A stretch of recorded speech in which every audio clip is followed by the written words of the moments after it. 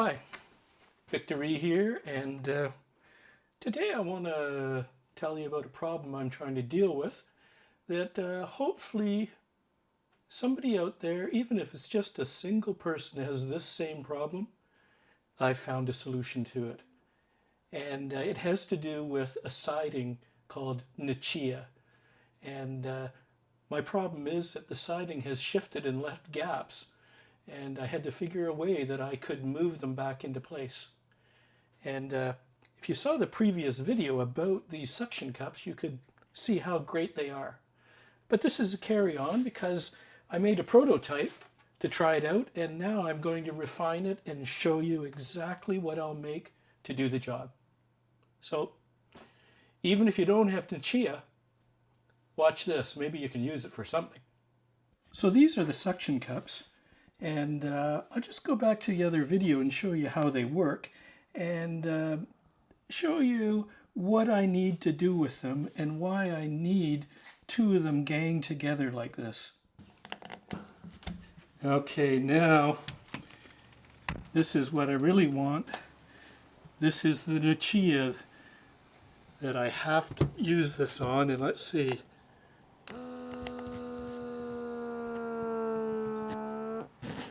Up to pressure.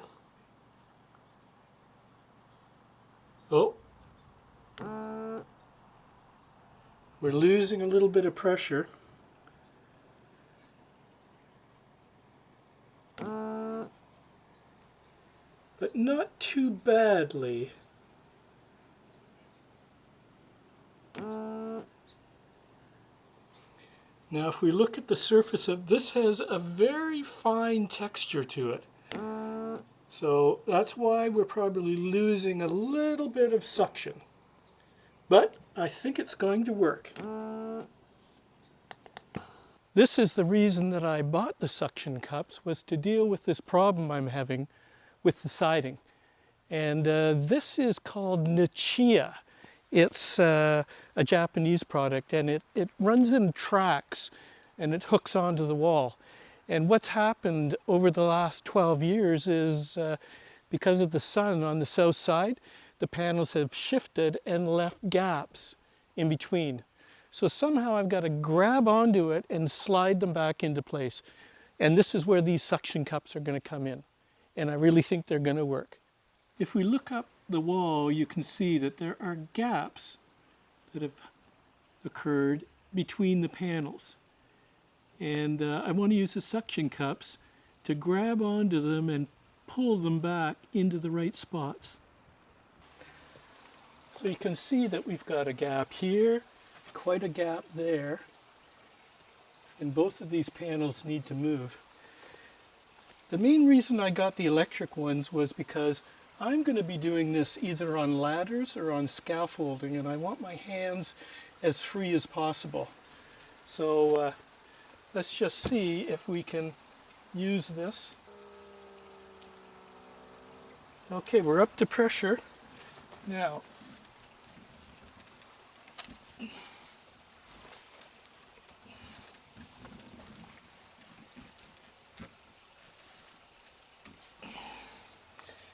can't move that panel.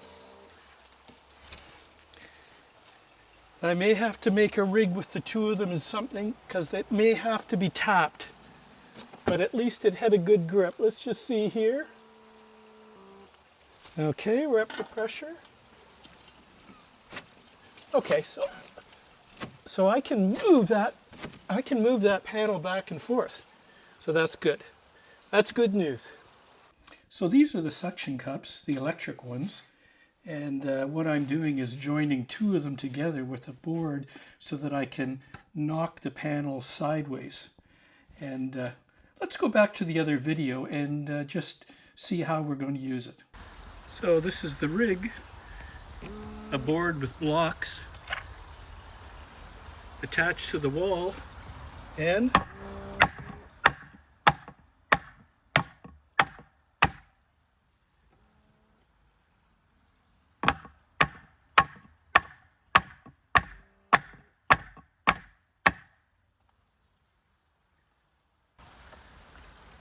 doing the job. Well, you can see that it actually did work. So we just have to refine our method here and take a look at how it's working. You can see that here, even just doing that, that has actually banged up pretty badly. And it's also moved from the line. So I think what we're going to have to do, we're going to have to bolt these down and maybe put a harder surface here to bang on. This is only spruce. So, and another issue we have is that this one can fall off. So we need to put some kind of a stop here to keep this from falling off when we're up on the ladder. But those are the basic things, and the only other thing we need to do is maybe deal with a power supply so that we don't have to worry about running out of battery power. So I've actually built two different lengths, one for a double panel. The panels are 6 feet long, so this is about 34 inches long, so it'll go in the middle of two panels. And this is just a single one, and I've made the same block there, so we will make these blocks exactly the same so they're interchangeable. So we've got a short one and we've got a full-size one. I'm going to use this block as a guide just to make both of them exactly the same so they can be used on either one. And what we'll do is we're going to use some carriage bolts and we will recess them on the bottom so they don't bind. So they'll be beneath this surface, and they will just stick out the top here with a washer and a nut, and we'll simply just use a wrench to tighten them down. So I've drilled multiple holes so that on this one we can have the block in actually 3 different positions. This one is just the short one. But what we're going to have to do is underneath recess the carriage bolt so that it doesn't stick out past here. When we try to use a Forstner bit on here, there's nothing to center it, so it's going to go all over the place. But here is a little trick. So what we're going to do is we cut ourselves a little piece of dowel and just the right length and big enough to go in the hole, and then what we can do is just, and that's going to give us exactly the right depth and keep the Forstner bit centered on the hole. Well, we're ready to assemble. So what we need to do is put our carriage bolt through, and when we get it through, we're going to just tap it with a hammer. Carriage bolt has a square shoulder, and that keeps it from turning. So it means we don't have to worry about trying to hold it with a wrench on the other side. That's what it's going to look like. The bolts are recessed and the nuts on the top. And the next thing I want to do is put something on this surface a little harder than the spruce so that we can replace it as it gets banged up. And I'll probably just look for a little piece of kumara. Yeah, that looks just about right. That is, kumara is very strong. And so what I'll do is I'll just cut some little blocks here and we'll screw them onto our block so that we can hit it.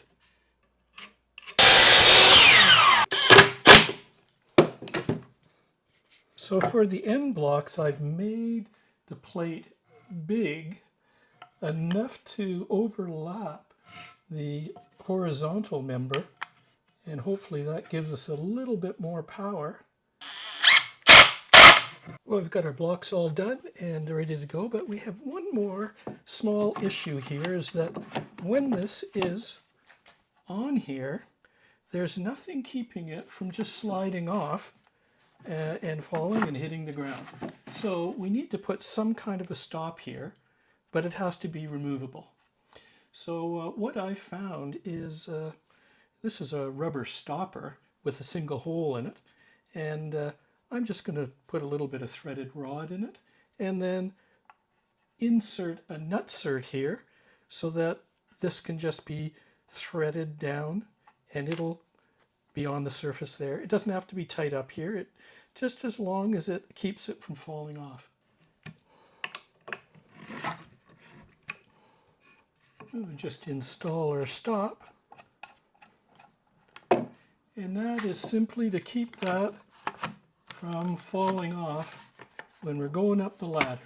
Well, it looks like we've got it done. So we've got our extra hard Kummeru block on the end, which overlaps. And as we go down, we've got our multiple holes so that we can move our block along. It's got a knocking plate on it. And we also have the stop so that this one cannot slide off. The only thing we have left is to deal with the power.